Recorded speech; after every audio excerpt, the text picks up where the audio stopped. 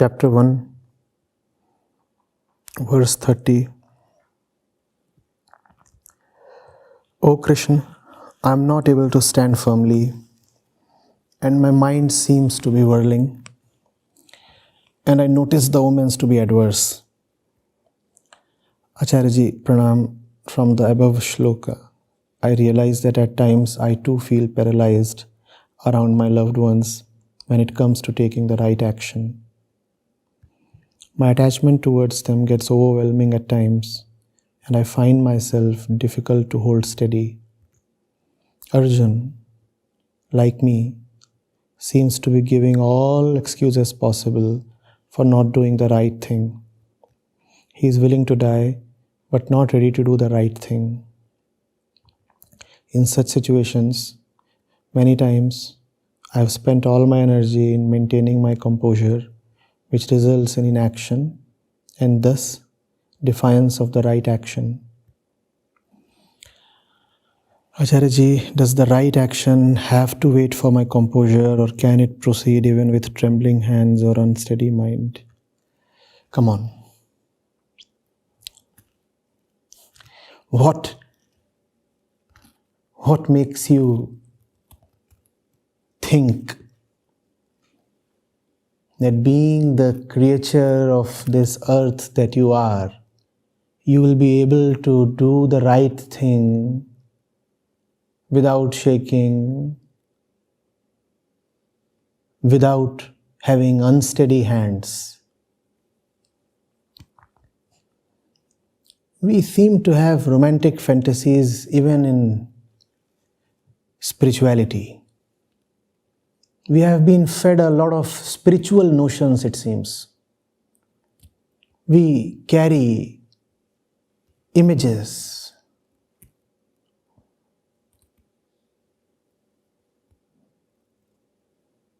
rather long videos of how a really spiritual person is like. Steady, firm, unwavering, unshaking. Doing the right thing without the least trace of discomposure. Fantastic. Heroic. Super heroic. That's what we want, right? Superhero movies. Juvenile. So very juvenile. What's your take on a spiritual master? Some kind of a Batman?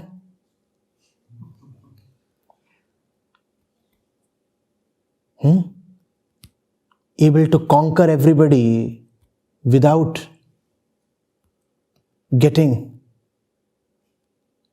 even the slightest bruise.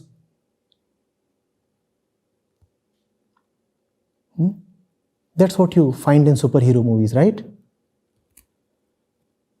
All the bad ones of the world are standing against your superhero.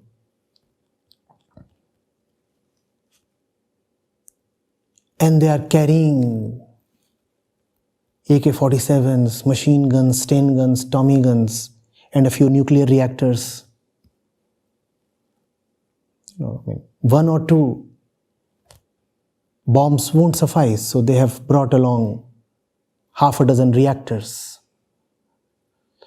and uranium and plutonium enrichment plants as well, so that bombs can be delivered in real time. And then your stud, without so much as blinking his eyes, just whistles and blows them away. That's what the movies have fed you, right?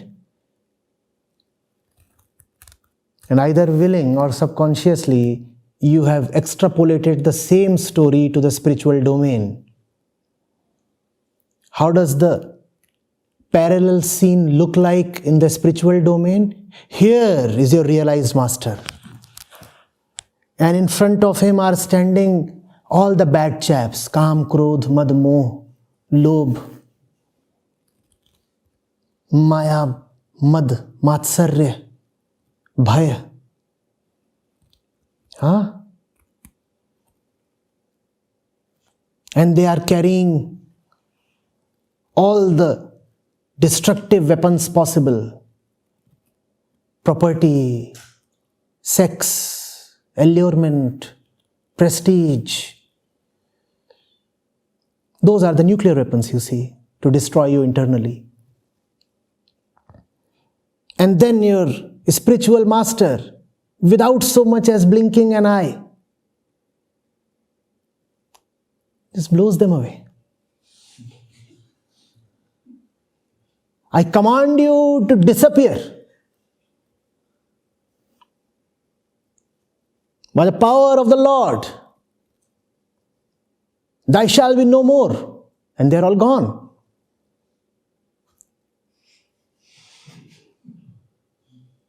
Happy. Popcorn time. That's your pop spirituality. With popcorn. Fed to you by mom and pop.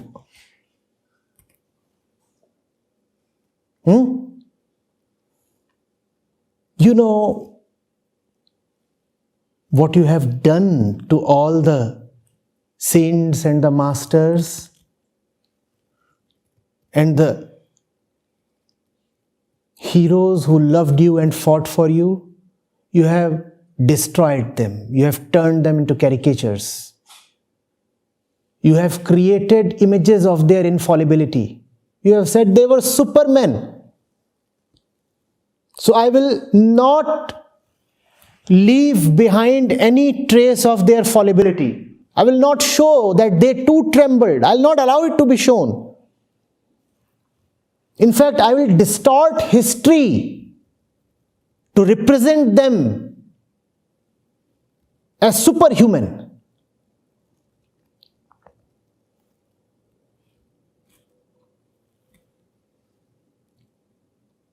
So, Jesus, for example, cannot be shown to be afraid. Buddha cannot be shown to be attached.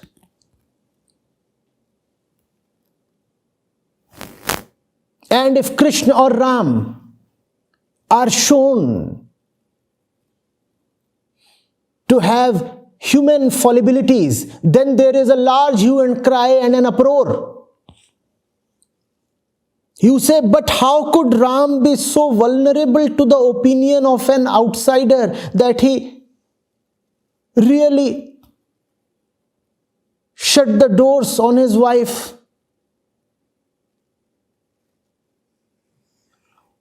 But if Ram is really an incarnation of Vishnu, why was he weeping so inconsolably over Lakshman's fainted body? If Ram is really God on earth, then why did he not know, using his magical powers and clairvoyance, where Ravan had taken Sita away? Why did he have to dispatch Hanuman?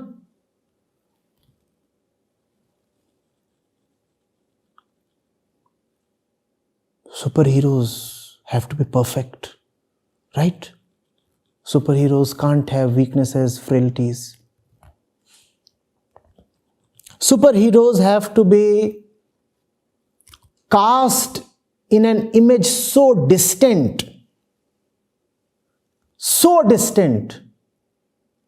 that no relationship remains possible between you and the image, so that you can safely continue in your old rotten ways and say, oh, but that chap was superhuman. He cannot be an example to me. He could do what he did because he was extraordinary, special, divine, belonging to the beyond. He was transcendental. I am not. He belonged to the skies, I live on the earth. So I have therefore no responsibility to learn from him or live like him. Such an obnoxious inner conspiracy towards yourself. Bad, very bad. It is from that mindset that this question tonight is arising. The questioner is saying that when I do the right thing, often I find myself trembling. And then very innocently he asks, does the right action have to wait for my composure, or can it proceed even with trembling hands and unsteady mind? Sir, madam, one hallmark, one unmistakable quality of right action would be that it would require all your guts. It is only false action that you can comfortably undertake. Falseness is never troublesome. Truth always is. Whenever you will be doing something that would be real, you would know it by the discomfort it would cause to you. You are asking me, is it possible to act rightly with trembling hands? I am saying you can act rightly only with trembling hands.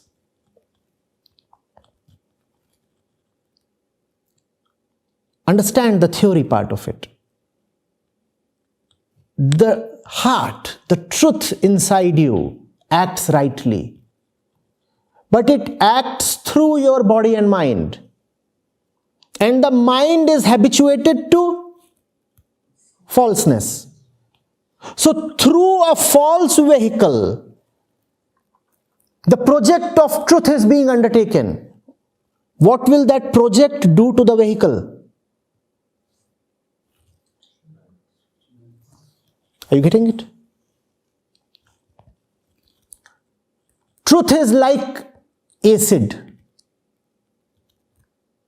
and you are supplying it through a pipeline that is clogged with rubbish. You are using the pipeline just to supply the acid. Supply the acid to the point of action. But in the process of transportation, what will the acid do to the pipeline, to the vehicle of supply? Cleans it, sir. Cleans it. This difference in description makes all the difference in life. That which you call as erosion will be resented. That which you call as cleansing will be supported. The moment you call the action of acid upon the pipe as erosion, you will not support it. So be very cautious in the choice of your description. Are you getting it?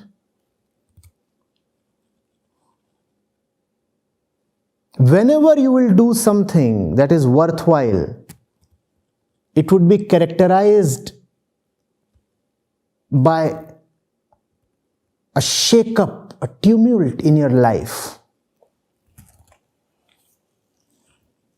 And that is the reason now you know why so few people do anything that is truthful. Who wants discomfort? Who wants to feel unsettled even if the settlement is a false settlement?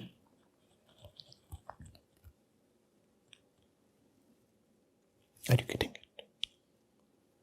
So just because something makes you uneasy, do not drop it. More often than not, unease is a sign of the approach of truth.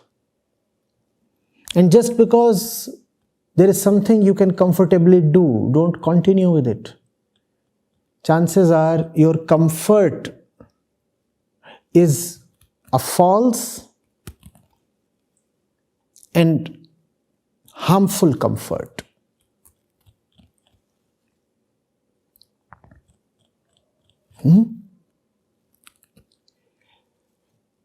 There is nobody, I'm assuring you,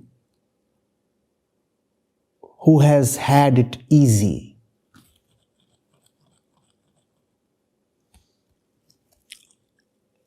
Drop the superhero myths. Even they had it as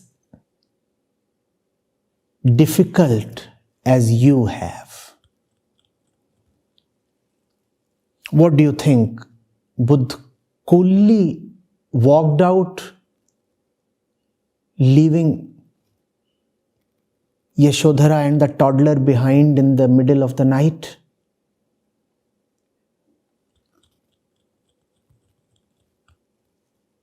No, he was trembling.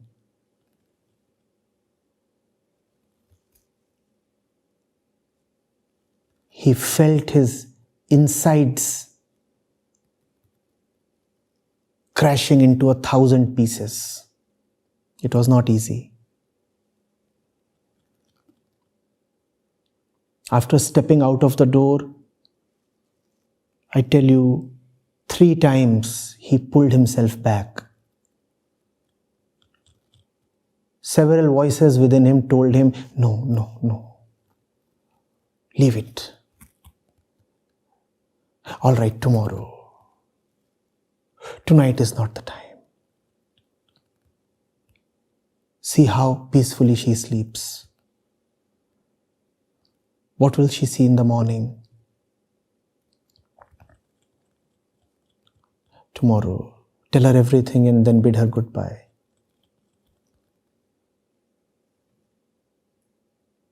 And then another voice that said, but what's the need to quit like this? Can't it happen in the palace itself? Can't you continue to be a prince or a king, a husband and a father, and still get the clarity that you want? Can't you? Can't you?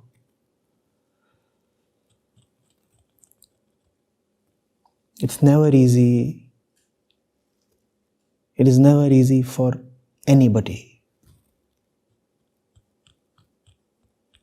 Be it a prophet, a saint, a soldier, a scientist.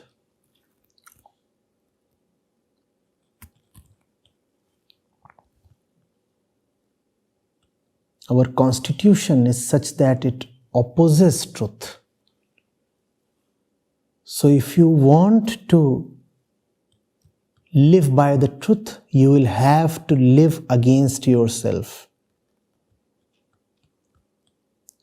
Just that if you are determined to live against yourself, with time, gradually, you find that your internal resistance to truth drops. But you cannot wait for that resistance to drop. You are saying, should I wait to be composed before I undertake the right action? No, no, no. Your resistance against truth will drop only when you commit to yourself that you will stay with the truth in spite of the resistance. You stay with the truth. Don't mind the resistance. Bear it. Cry and bear it. Weep and bear it. Wince and bear it. But bear it. And if you keep bearing it, then your resistance realizes that it's futile to insist. Resistance gradually drops. Now there is just you and the truth. The resistance is slowly fading away. But that will happen after long. You can't wait. And that won't happen if you keep waiting. So you have to start right now.